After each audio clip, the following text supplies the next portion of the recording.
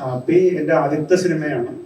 അപ്പോൾ അതില് ഞാൻ ആദ്യമായിട്ട് ഒരു ഡബിങ് സിനിമയ്ക്ക് പാട്ട് എഴുതുന്നത് ഈ ഹാപ്പിയിലെ ഹാപ്പി അടിപൊളി ലുക്കായ ഹാപ്പി ആ ഒരു പാട്ടിലാണ് തുടങ്ങുന്നത്.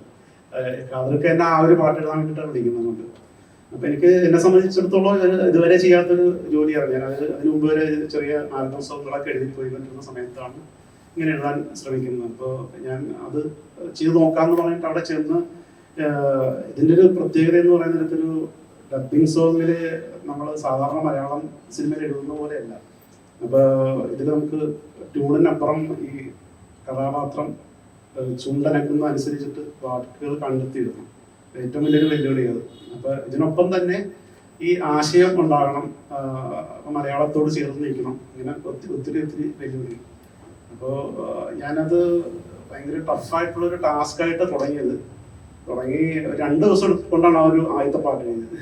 പക്ഷെ എനിക്കിഷ്ടപ്പെട്ടെന്ന് തോന്നിയപ്പോൾ ഞാൻ കാണിച്ചത്. അപ്പോൾ ആദ്യം നമുക്ക് ഇഷ്ടപ്പെടണം എന്ത് ചെയ്യുന്നു. അപ്പോൾ എനിക്ക് അത് ഇഷ്ടപ്പെട്ടു.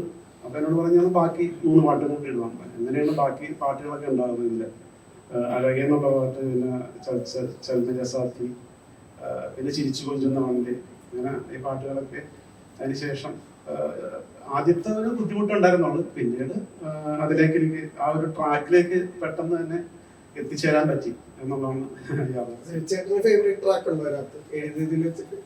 ഇതിലെല്ലാം എനിക്ക് പ്രിയപ്പെട്ട പാട്ടുകളാണ്. പക്ഷേ ഈ അഴകേ എന്നുള്ള പാട്ട് എനിക്ക് കുറച്ചുകൂടെ കൂടുതൽ എൻ്റെ ഹൃദയത്തോട് ചേർന്ന് നിൽക്കുന്ന പാട്ടാണ്.